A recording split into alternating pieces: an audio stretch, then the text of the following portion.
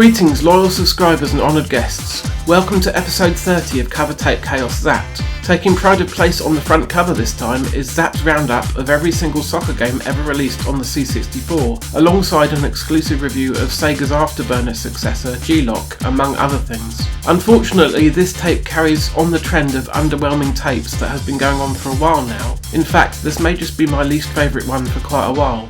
Let's get straight into finding out exactly why that is the case now. Tying in with the roundup of footy sims comes our first game for this tape, Emlyn Hughes International Soccer. I'm not a fan of the sport in question at all, so this is all quite lost on me, I'm afraid. The only thing I really know about Emlyn Hughes is that he used to be a captain in the early days of the TV quiz, A Question of Sport. I played a couple of matches and the game feels perfectly fine with some decent animation and nice atmospheric crowd effects. But mechanically, it's obviously going to feel rather dated compared to the FIFA games you get nowadays. In the two matches that I played, neither side managed to score a goal, though the halves are very short on the default setting to be fair. The game does feel a tad sluggish and the shots are a bit weak, unless I am missing certain nuances of the control scheme, which may well be the case. All of the individual reviewers were very enthusiastic, with Gordon Houghton having this to say: I've no hesitation of recommending it to any soccer fan because it's nothing short of superb. Zapp awarded the game an overall score of 90%, with their overall comment being, quite simply, the best football simulation available for the 64.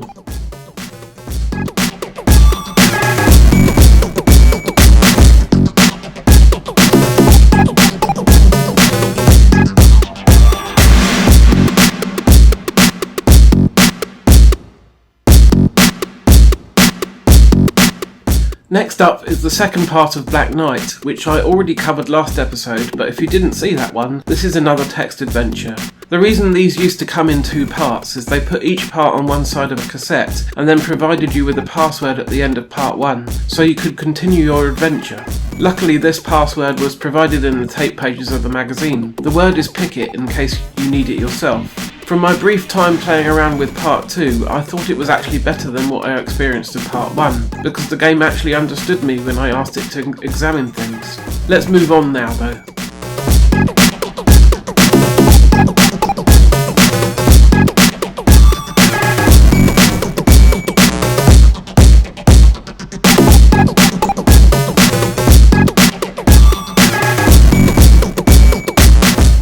Our third game this time is called Hocus Focus, and I ended up getting extremely frustrated with this one. Firstly, I just loaded up the game and plunged straight in without reading anything about it, which was a mistake as I didn't have a clue what I was doing.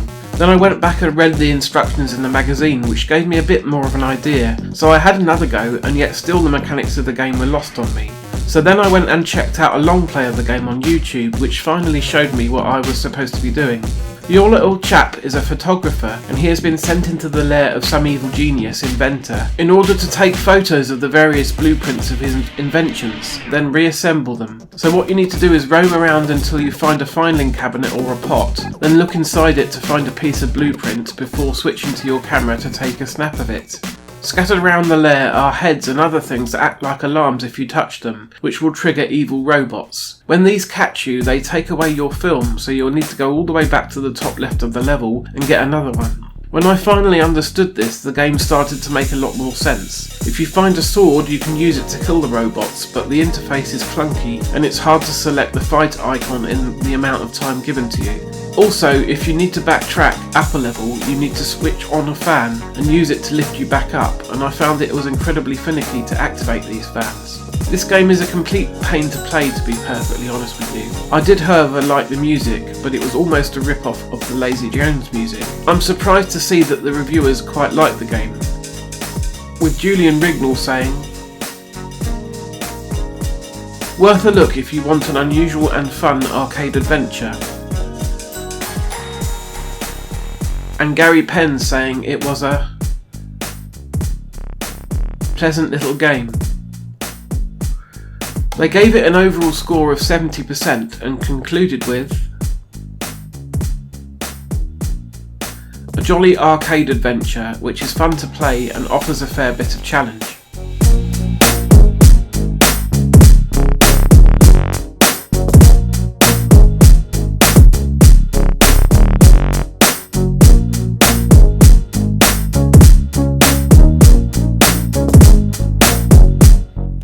Finally, we have Turbo the Tortoise, which is the only game on this tape that I kind of enjoyed, although it is really just a basic budget platformer that were pretty common on the Commodore 64, and it is let down by the lack of sound of any kind during the gameplay. A jolly little tune or two would have improved it no end.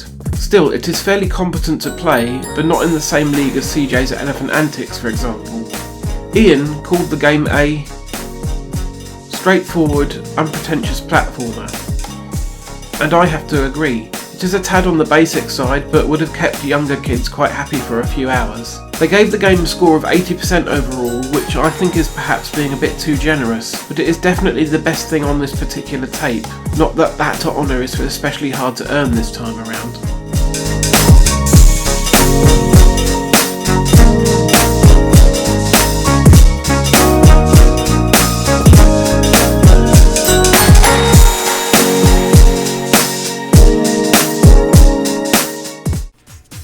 So there we have it. I really did end up feeling rather aggravated by the gameplay of Hocus Pocus, and I had to walk away and leave it for a day before coming back to put this video together, just so that I had calmed down. I really hope things pick up with these tapes soon. The next classic episode will be in a fortnight. However, I have just received the cover mount files for the next new issue of Zap, so I will be taking a look at those goodies next week. I hope you will join me then, and in the meantime, take care.